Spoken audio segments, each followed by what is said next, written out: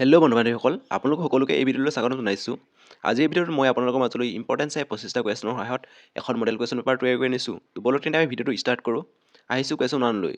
Question 1ত কৈছে, what is the pH value of pure water? বিশুদ্ধ পানীৰ pHৰ মান কিমান? ইয়াৰ কাৰেক্ট অপশ্যনটো হৈছে অপশ্যন বি 7।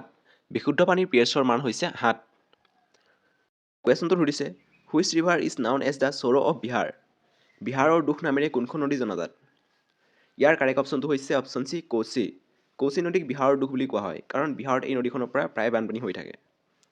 আহিছোঁ কুৱেশ্যন 3লৈ। কুৱেশ্যন 3 সুধিছে, who wrote India wins freedom? India wins freedom কোনে লিখিছিল? ইয়াৰ কাৰেক্ট অপশ্যনটো হৈছে অপশ্যন চি মৌলানা আবুল কালাম আজাদ। মৌলানা আবুল কালাম আজাদৰ আত্মজীৱনীখনৰ নাম হৈছে ইণ্ডিয়া উইন্স ফ্ৰীডম। আহিছোঁ কুৱেশ্যন 4লৈ। What is the speed of light? পোহৰৰ গতি কিমান? ইয়াৰ কাৰেক্ট অপশ্যনটো হৈছে option A 3 × 10⁸ metre per second.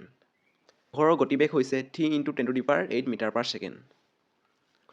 Question 5ত সুধিছে, who is the current prime minister of the UK 2025? 2025 চনৰ ইউকেৰ প্ৰধানমন্ত্ৰী কোন? ইয়াৰ কাৰেক্ট অপশ্যনটো হৈছে অপশ্যন চি কিৰ ষ্টাৰমেৰ।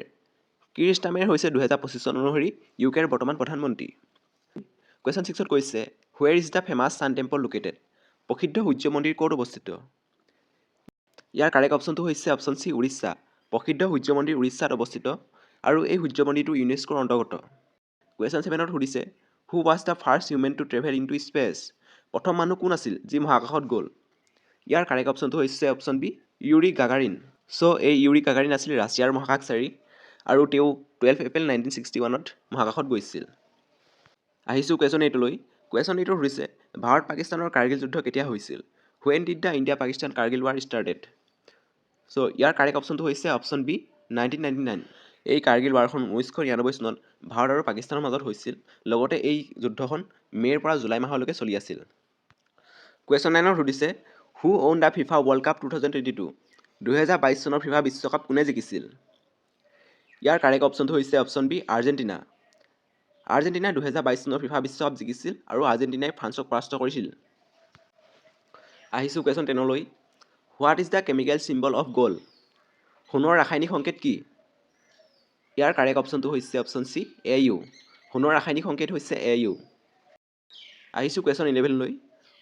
What is the currency of Japan? জাপানৰ মুদ্ৰা কি?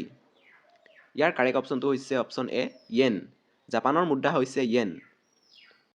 আহিছোঁ কুৱেশ্যন 12লৈ। What is the full form of ৰাও? ৰাওৰ সম্পূৰ্ণ ৰূপ কি? অৰ্থাৎ RAWৰ সম্পূৰ্ণ ৰূপটো সুধিছে। এই অপশ্যনকেইটাৰ ভিতৰত ইয়াৰ কাৰেক্টটো হৈছে option A research and analysis wing. এই ৰৌ প্ৰতিষ্ঠানটোৰ এষ্টাব্লিছ হৈছিলে 1968ত। আহিছোঁ কুৱেশ্যন 13লৈ। Which gas is use in balloons to make them float? Balloon উৰাবলৈ কোন গেছ ব্যৱহাৰ কৰা হয়? ইয়াৰ শুদ্ধ অপশ্যনটো হৈছে অপশ্যন বি হিলিয়াম।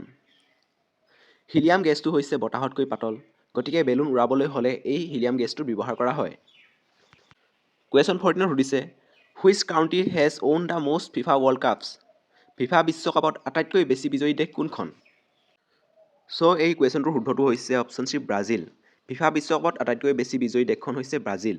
ব্ৰাজিলে ফিফা বিশ্বকাপত 5 বাৰ জিকিছিলে।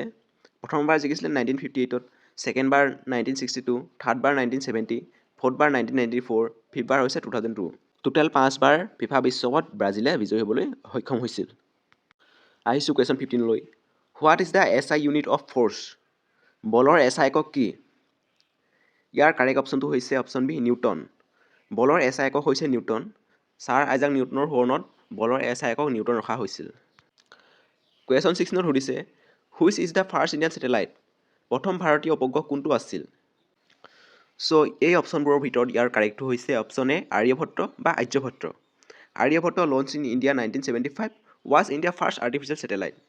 এই আৰ্যভট্ট বা আৰ্যভট্ট ছেটেলাইটটো আছিল ইণ্ডিয়াৰ প্ৰথমটো ছেটেলাইট, যাক মহাকাশত প্ৰক্ষেপণ কৰা হৈছিল 1975 চনত। নেক্সট 17 কুৱেশ্যনটোত কৈছে, who wrote the Indian national song Vande Mataram?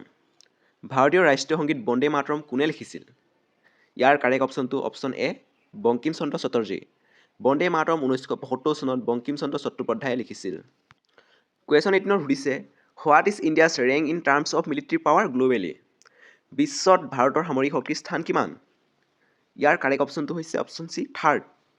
Globally fire power index 2024 অনুসৰি ভাৰত 3 নম্বৰ স্থানত আছে, কিন্তু ফাৰ্ষ্টত আছে USA আৰু ছেকেণ্ডত আছে ৰাছিয়া। তাৰপিছত আমাৰ 3 নম্বৰ স্থানত আছে আমাৰ ভাৰত।